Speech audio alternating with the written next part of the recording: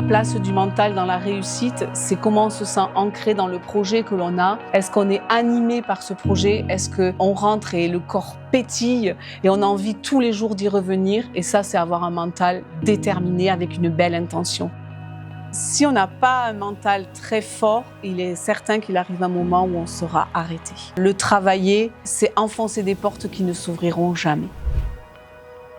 Il faut se rendre à l'évidence, on n'est pas tous des sportifs de haut niveau, on n'est pas tous chefs d'entreprise, on n'est pas tous des leaders, et heureusement. La respiration, c'est la première chose que l'on fait quand on vient au monde, mais c'est tellement évident. De nos jours, 98% des gens ne savent pas respirer parce qu'on leur apprend à respirer un coup par le nez, un coup par le ventre. Enfin, la respiration, c'est tellement basique.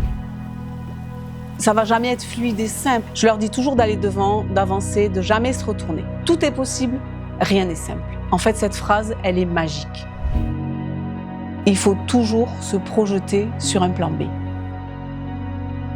Heureusement qu'ils ont peur. Que ce soit mes parachutistes, que ce soit Violette, tous les sports à risque, s'ils n'ont pas peur, il faut qu'ils arrêtent. Parce que c'est là où le danger est présent. L'échec, c'est hyper important. L'échec, c'est même plus important que la réussite. Le mot échec, il n'est pas beau. Dire à quelqu'un tu as échoué, alors là, c'est encore pire qu'échec. Mais tu n'as pas réussi. Voilà.